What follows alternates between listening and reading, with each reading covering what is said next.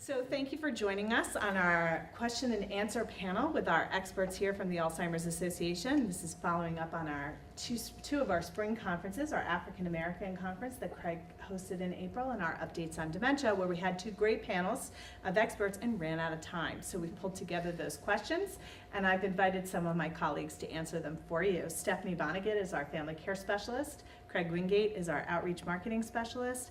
And Lisa Choquette is our helpline manager. So they join us here today. And this final section is going to talk a little bit about the financial and emotional toll that Alzheimer's disease takes on families. So Craig, I'm going to start with you because we had this amazing African American caregiving forum in April. There were over 200 caregivers in the room. I was lucky enough to be there. And we had a couple of questions that specifically came out of that session that I'd love for you to talk about. You know, we hear a lot about the guilt associated with the disease, all of those other emotions that we've talked about today, but specifically around placing someone in a facility. And this specific question came about someone whose friends are trying to tell him or her that Black people take care of their own family and that you shouldn't place your loved one in a facility. So I'd love to get your thoughts on that and advice for anybody that might be watching. Yeah, this one's placement, especially in the African American community, is very difficult. It's a very sticky and touchy subject. I'll speak from my own experience as a child of caregivers. My father and grandmother were my great-grandmother's primary caregivers. They did everything from bathing her, feeding her, doing her laundry, everything. I woke up many a times to watching my father in the shower with my great-grandmother because she no longer was able to take care of herself. And it definitely took a toll on both of my father and grandmother, to the point of like the emotional breakdown. And I think it was that concept of, you know, this is family, you take care of family, you don't, you know, place family. But there has to come a point where you have to put yourself first, put the mask on first. And it goes back to sort of the maverick caregiver and wanting to be, you know, the one that takes care of, you know, your loved one. But unfortunately, we're all human and we can't do it by ourselves. So, you know, caring for someone in the home, that is a great idea, great concept. Making sure you have the systems and the support in place is by far the best thing that you can do if you want to care for someone at home. But when you can no longer do it, when you're physically burnt out, when you really have to think, you know, am I really giving my loved one the care that they deserve? Am I being my best? Because you and your loved one deserve the best care. So if that means placing someone in a facility, then that's what has to happen. And safety too, I would imagine. Yeah. You know, we talk about the physical strain, but there can be a safety aspect to that too that I think is if you're important. too exhausted, you know, and you know, your loved one starts wandering, how are you going to handle that? And then you have to deal with the guilt of that, not keeping them safe. So there was sort of a follow-up question to that about the generational data around people in their 30s and 40s. This was a senior professional who was seeing that that sort of generational care within Black families is disappearing, right? That 30 and 40-year-olds are not caring for their parents the way they used to 30 or 40 years ago. Do you have any sort of thoughts or information on that? And there hasn't been a research study or studies that focus on that, but it is part of a larger trend, not just within the African American community, but in communities in general. I think from a cultural perspective, as Americans, we tend not to treat our aging adults in the way that we once did, in terms of like we all lived in the same house and we all, you know, we're all one big family. But as individuals are starting to move away, that is becoming less and less. And also with that, the caregiving aspect. People aren't staying home and caring for their parents like they used to. Right. So. And that kind of ties in with some of the financial questions we got, which were sort of around that, who pays for all this care? Right, so Stephanie, I'm going to talk to you in very general terms. Who pays for Alzheimer's care? But then, maybe we can talk a little bit about if there's any assistance out there. But that's one of those big misnomers, I think, is that people expect the care to be provided. So for the vast majority of families are paying for Alzheimer's care out of pocket from their savings. There are some programs, if the person with dementia is a veteran, there are some veterans benefits that somebody may be able to access. Medi-Cal will pay for long-term care in a skilled nursing facility. That's the only government program that covers any type of long-term care. Medicare really covers the medical portion of it, not caregiving needs. There is assistance for folks. Oh, I did want to actually say one more program as for our folks with young onset Alzheimer's disease, Social Security disability. If they have to retire under the age of 65 because they can't work because of the disease, they can apply for SSDI, and they will actually be able to get Medicare earlier before they turn 65. So that is a benefit. And just for clarification, so younger onset for people that might not know. Young onset Alzheimer's is for people who are diagnosed with Alzheimer's disease under the age of 65. And there's a list of diseases on Medicare's website where people will be eligible for SSDI. Some of the assistance that's available, we actually at the Alzheimer's Association have a respite grant that's available for people who are under financial need for respite. There's some other programs out there that if you contact the helpline, we can help connect you. Sometimes the local counties might have some respite funding. And respite means funding to get a break. So that ties into the self-care for the family member. Respite money is money to be used on an adult day program or in-home care, or maybe a temporary stay in a facility so that the caregiver can get some time off. So, we hear about these financial issues all the time, and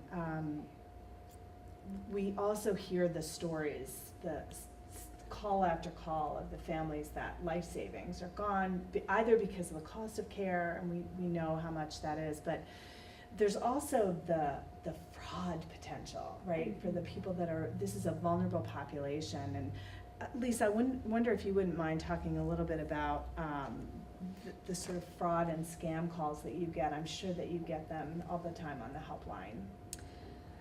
So we do hear from family members who are caring for someone, either they're living with their loved one who has dementia, or their loved one with dementia is maybe living in their own place by themselves. And yes, there are a lot of scams that are out there for that even people who have no dementing illness can become prey to. So it becomes even more difficult with someone with dementia, and especially if the scammer recognizes that the person they're calling has some dementia, and they may actually step up their pressure on them.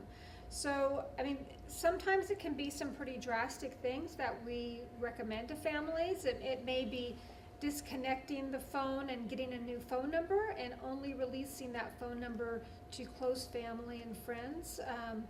And it may be getting a P.O. box so that the mail doesn't come to the home. There's a lot of, the sweepstakes type scams. So it may be getting a P.O. box so that maybe the person who has dementia is getting the junk mail. They're just not getting necessarily these mailers that are in their name. So those are some of the things you can do, but I think first of all, it's just really for families to recognize when their loved one is having some symptoms of dementia, and if they are having some confusion surrounding taking care of their mail, bills, any of that type of thing, that you really do want to keep an eye out on that and try to become involved, ask questions before it gets to the point where maybe thousands and thousands of dollars are lost. And you can report this to the police. to Adult Protective Services. If it's somebody locally who's coming to the door also, that may happen. So not to ignore it. Yeah. And, you know, Craig was talking earlier about the generational care within families. You know, you must get this a lot on the phone too, and see things. What's your take and perspective on that? Yeah, so we do see this, I think, across cultures, that families don't necessarily live in the same town because of economic opportunities or lack Sure. thereof. Yeah. They may move out of state, they may go to college, you know, kids go to college in a different state and don't come back. They're moving across the country. So people aren't, you know, they're much more mobile and transient these days. They're not in the same community. And also, there's, you know, even a generation or 2 generations ago, people didn't live as long as they do now with chronic illnesses. So we know that while dementia can affect people who are younger, the vast majority are going to be seniors, and they may have some other chronic illnesses along with their dementia that may actually become worse because of the having Alzheimer's or another type of dementia. So, you know, families are maybe caring for someone who's elderly with Alzheimer's for many years, sometimes even a decade, where they didn't have that that same amount of time and you know, really stress on them physically, emotionally, for such a long period of time. So it is very tough for people to be able to caregive in their home when they have a loved one who is living so long with the disease and with other chronic diseases at the same time. They may not medically be able to Right, take to care do of their loved one. And you know, Craig, I loved what you said about not people didn't. You know, nobody signs up to be a thinks I'm good. You know what I want to do when I grow up is be an Alzheimer's caregiver for a family member. I think it's that giving people permission to say, you know what, some people are just not that natural caregivers. Some people choose not to have children, and that's okay. Some people choose not to go for a big career and focus on family, and that's okay.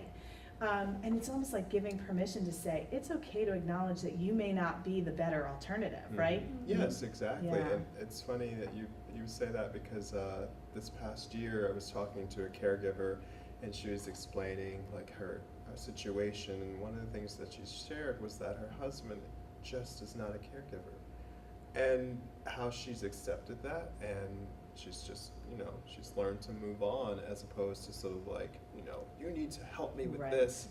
And that really sort of like hit home in terms of, that acceptance of, I may not be a very good caregiver, or he or she may Right. not be a very good Right. caregiver. I need to think about Right. other options. What's the best thing? Yeah. And definitely getting some support in those cases. Right. 'Cause if there isn't Exactly. another option, Yeah. then it's getting support through Respite, through the helpline, to get tips for, you know, taking care of yourself, taking care of your loved one, to make your life a little bit easier. And that sort of leads really well into the next question, which Stephanie, when at Updates on Dementia, you had a great presentation talking about our Live Alone project. And there was one question that came up from that I don't think you got a chance to answer there, which was, do you think that people living alone with dementia face specific challenges compared to those who don't? Is there something specific that someone who lives by themselves with no identified caregiver has? Absolutely, Yeah. right? They're going to start failing in the beginning. They'll start failing in their what we call activities of daily living, their ability to manage their finances, manage their medications. Transportation becomes an issue. I was visiting one of my clients last week, and we went through a stack of paperwork because she really she was losing judgment on what was real. None of them, luckily, were scams. But they were just letters from her healthcare provider. What do I need to keep? What shouldn't I keep? She's also losing the ability to physically write checks. She's great with paying her bills.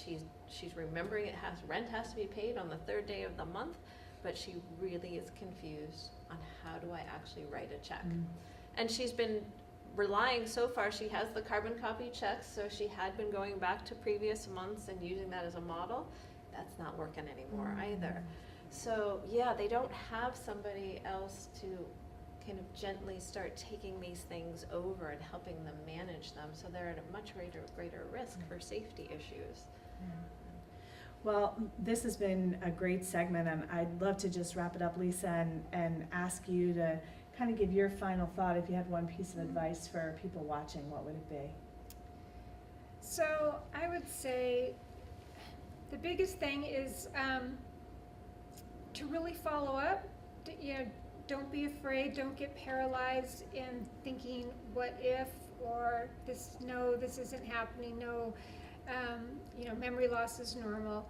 There is some normal age-related memory loss that happens, but I think really it's to get information. Information is power about the disease. Call our helpline if you have any questions. We can get you connected with services that can help and provide some services ourselves.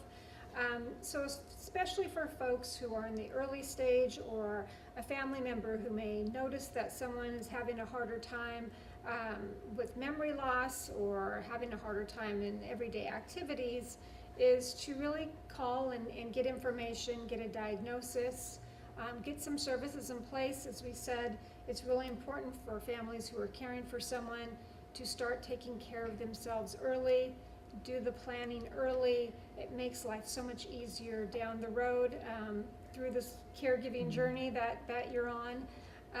So I'd say really call our 800 number, and the helpline number is 800-272-3900. There's someone there 24 hours a day, 7 days a week to answer questions and to get assistance for you. Great. Thank you all for being here, and that concludes our segment.